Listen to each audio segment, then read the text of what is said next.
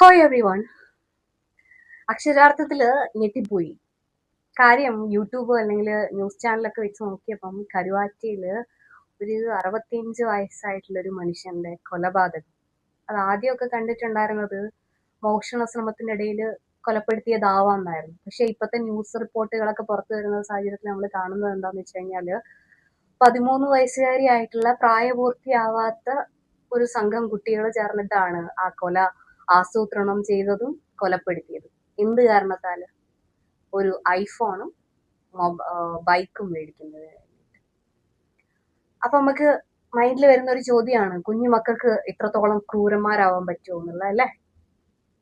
പക്ഷെ നമ്മൾ ഈ ഒരു ചോദ്യമൊക്കെ ചോദിച്ചു കഴിഞ്ഞാല് ഇത് സിമ്പിൾ ആയിട്ടുള്ള മനുഷ്യന്മാർക്ക് ചോദിക്കാൻ പറ്റുന്ന ചോദ്യമാണ്. നമ്മൾ കുറച്ചും കൂടി ഹൈടെക് ആയിട്ടുള്ള ഒരു കാലത്തിൽ ജീവിക്കുമ്പോൾ നമ്മൾ കുറച്ചും കൂടി അഡ്വാൻസ്ഡ് ആയിട്ട് ചിന്തിക്കണം. ഇവരാരോടൊക്കെയാണ് സംസാരിക്കുന്നത്? ഇവരുടെ കൂട്ടുകെട്ടുകൾ എന്തൊക്കെയാണ്? ഇവർ ഫോൺ യൂസ് ചെയ്യുന്നുണ്ട്, ഫോണിന്റെ ഉള്ളിൽ എന്തൊക്കെയാണുള്ളത്?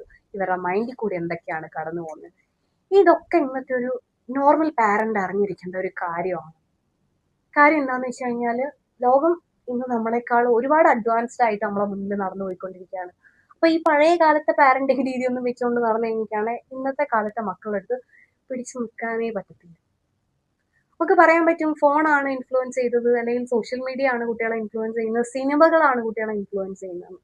പക്ഷെ നമ്മൾ എൻഷുർ ചെയ്യേണ്ട ഒരു കാര്യമുണ്ട്, അവരുടെ ഒരു ലോകത്ത് നമ്മളും കൂടെ ഇൻക്ലൂഡഡ് ആണെന്നുള്ളൊരു കാര്യം. എത്രത്തോളം പാരന്റ്സ് കുഞ്ഞു മക്കളോട് സംസാരിക്കാറുണ്ട്, അല്ലെങ്കിൽ 13 വയസ്സ് 14 വയസ്സുള്ള കുട്ടികളുടെ അടുത്ത് എത്രത്തോളം സംസാരിക്കാറുണ്ട്? അവരൊന്ന് ചേർത്ത് പിടിക്കാറുണ്ട്, അവരൊന്ന് ഹഗ് ചെയ്യാറുണ്ട്, ഒരു ഉമ്മ കൊടുക്കാറുണ്ട്, അല്ലെങ്കിൽ പുറത്തിറങ്ങി വരുമ്പോൾ നീ കൊള്ളാം എന്നുള്ള കാര്യമൊക്കെ അവരോട് ആര് പറയാറുണ്ട്? ആർക്കൊക്കെ കിട്ടുന്നുണ്ട് ഇതിനൊക്കെ ഒരു സമയം? അവർക്ക് അവരുടെ അഭിപ്രായങ്ങളും അവരുടെ ഫ്രസ്ട്രേഷനും കാര്യങ്ങളൊക്കെ ഒന്ന് ഇറക്കി വെക്കാനുള്ള ഒരു സ്ഥലമാവണം നമ്മുടെ വീടെന്ന് പറയുന്നത്. ഇതില്ലാണ്ട് ആവുമ്പോഴാണ് മണിക്കൂറുകളോളം ഫ്രണ്ട്സിന്റെ കൂടെയും അവിടെ ഇവിടെയൊക്കെ സോഷ്യൽ മീഡിയാസിലൊക്കെ അവർ സമയം സ്പെൻഡ് ചെയ്യുന്നത്. അതുകൊണ്ട് അവരുടെ ലോകത്ത് നമ്മളും കൂടി ഉണ്ട് എന്നുള്ള കാര്യം നമ്മളൊന്ന് എൻഷുർ ചെയ്യുന്ന വേണം. ഇപ്പൊ നിങ്ങൾ ഫോൺ സ്നേഹത്തിന്റെ സിമ്പിൾ ആയിട്ടായിരിക്കും, സ്നേഹം ഉണ്ടെന്ന് കാണിക്കാനൊക്കെ ആയിട്ടായിരിക്കും ഫോൺ അവർ പറയുന്ന സാധനങ്ങളൊക്കെ മേടിച്ചു കൊടുക്കുന്നത്.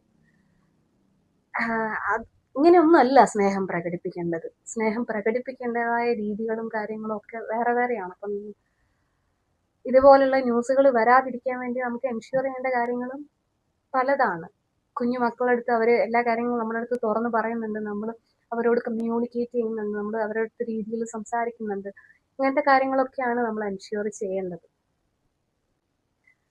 ഇനിയൊരു കരുവാറ്റ ആവർത്തിക്കാതിരിക്കാൻ പാരന്റ്സിന് ചെയ്യാൻ പറ്റുന്ന ഒരേ ഒരു കാര്യമുള്ളൂ, നമ്മുടെ മക്കൾ സേഫ് ആണെന്നുള്ള കാര്യം എൻഷുർ ചെയ്യുക, അവരുടെ അടുത്ത് കമ്മ്യൂണിക്കേറ്റ് ചെയ്യുക, പ്രോപ്പറായിട്ട് ഗൈഡ് ചെയ്യുക. ഇനി ഇതിനൊന്നും പറ്റുന്നില്ല എന്നുണ്ടെങ്കിൽ നമുക്ക് സൈക്കോളജിസ്റ്റുകളായാലും സൈക്യാട്രിസ്റ്റുകളായാലും ഒരുപാട് ആളുകളുടെ ഒരു സംഘം നമുക്ക് പുറത്തന്നെ വർക്ക് ചെയ്യുന്നുണ്ട്.